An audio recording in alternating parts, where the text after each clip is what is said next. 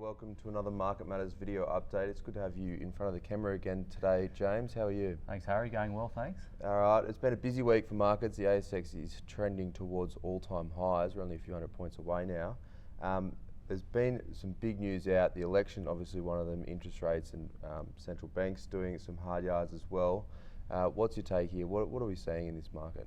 Yeah, it's been a pretty exciting time in the markets. The last sort of 5 days, the ASX has rallied 300 odd points. It was rallying before the surprise election results, the Liberal Party remaining in power there, and Scott Morrison continuing to be PM. I mean, that's a pretty bullish backdrop for the market. If you think about Labor's policies going into it, they were a short-term negative from an economic standpoint. They were a short-term negative from, say, property prices. They were a short-term negative for equity prices. Changes to capital gains tax, changes to negative gearing, obviously the much talked about change to franking credit legislation. So if those things are a negative for the market, the fact that they're not there anymore is a major turn to the positive side. So don't underestimate the importance of sentiment in markets. And I think we've had this big shift, this big change in sentiment. I think the other thing that's been playing out, obviously, and this was leading into the election, so this wasn't, the market was rallying into the election as well on the back of lower interest rates, or the expectation of lower interest rates. We're now priced an interest rate cut when the RBA meet early next month, and they'll probably do another one thereafter. So lower interest rates, now a business-friendly, economy-friendly government with a clear majority in Australia. I think that's a positive backdrop for the markets going forward. Certainly is. The RBA meets in less than 2 weeks now, so looking for a cut there. Just on the election specifically, what stocks do you think will benefit the most out of this result? Yeah, I mean, the obvious one is the banks, which rallied really strongly on the Monday after the election. Westpac up 9% on the day. The index was up more than 5% on that day. That's a massive move. I mean, that's the clear obvious beneficiary from an index perspective. But I think there's a few other areas in the market that are probably more interesting now after the banks have rallied. Consumer sentiment is likely to get an uptick or a change to the upside after the election. So some of these consumer discretionary stocks, we wrote a report this morning about some names in the consumer discretionary space. This week we've actually added Flight Centre to the Market Matters income portfolio. If you think about Flight Centre, have had a pretty tough 12 months. They downgraded earnings expectations recently. They cited the impost of the upcoming federal election, which companies do blame things for earnings not meeting expectations, but I think it's a pretty valid one.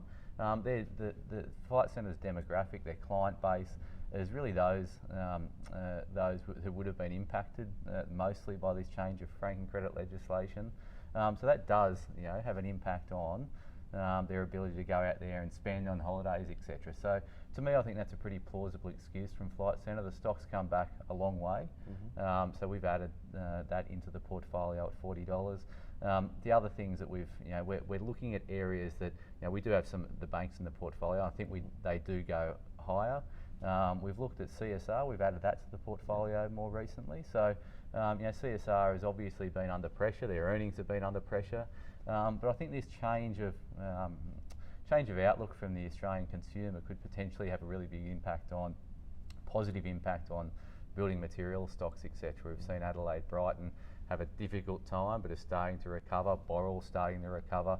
And even things like Stockland have had a good run in recent times. So certainly the cyclicals doing well post the election, and we see that continuing? Yeah, we've written about that any market pullback, we'd be targeting these more cyclical areas of the market rather than the defensive. So when I talk about defensives, we're talking about maybe healthcare, etc.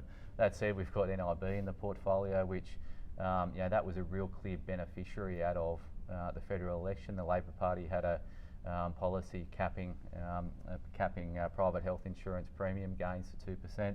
Now that's not on the cards. Obviously, that's a positive for the private health insurers, but the private hospital operators as well. Ramsay Health Care rallied, etc. Another stock we've added, which is probably not liked by the market at the moment, is Whitehaven Coal. That's obviously climate change is a massive issue, and there is going to be growing importance, as there should, placed on climate change. But in the near term, the Liberal government retaining hold of the Parliament, that's going to be a positive for stocks like Whitehaven Coal. So, and they're more a dividend play. They've got a lot of free cash flow over the next 12 months. Expect a big dividend coming out of them in the not too distant future. So some of the areas that aren't potentially as getting most attention like the banks are interesting to us, Harry. Certainly. All right, other end of the spectrum, which stocks are going to do poorly out of this result? Yeah, that's a good question. I think the a rising tide lifts all boats is probably true for the bulk of what we're seeing in the Aussie market. I think what we're seeing right now is probably money going into the banks at the expense of resources. So resources have been really hot. We've seen obviously the big flow on effect coming through the market because of rising iron ore prices. Oil prices up until last night have been reasonably strong, etc. So what we're seeing now is some of that money come out of the resources space into the banking space. I think that's a shorter term thematic. I don't think that is likely to continue. I think any weakness into the resources space is probably a buying opportunity. We've added Iluka to the portfolio recently, mineral sands. That's been hit on obviously trade concerns between China and the US. China and the US are their two biggest customers. So that's a stock that I think looks reasonably cheap at these current levels and is offering reasonable value. And look, you've got to be picking stocks in this sort of market. And in the last little while, there's been some really interesting situational plays that we've got into from a portfolio perspective. Finally, portfolio positioning. Is there anything you're concerned about with the two portfolios you run, the platinum and the income portfolio, where we're lacking our investment in some areas? Look, I'm pretty happy with how both portfolios are positioned at the moment. We've got some really good positions on. We've got a really good position in the platinum portfolio on Bingo, something I didn't touch on earlier, which is a net beneficiary of that improving construction cycle playing out in Australia. We bought that into weakness around $1.20, added to it at $1.60.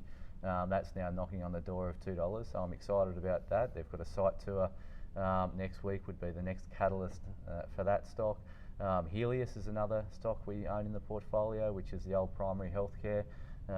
They've done particularly well in recent times, largely around interest from a corporate perspective. Their largest shareholder, I think, is interested in taking them over, so that's obviously supported their stock price. In terms of the stocks not doing well, we've got Janus Henderson in the portfolio, which has been struggling. It's a global fund manager, so if this trade war does resolve in the not too distant future, if equity markets do stabilise and bond markets stabilise as central banks continue to lower interest rates and be supportive, then even though that stock has been struggling, I think that'll improve from where it is.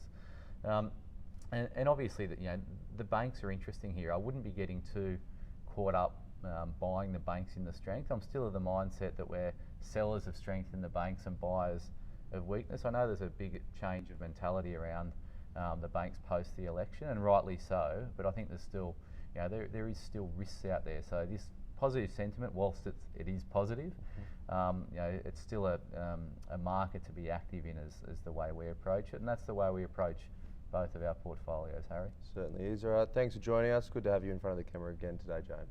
Thanks, Harry.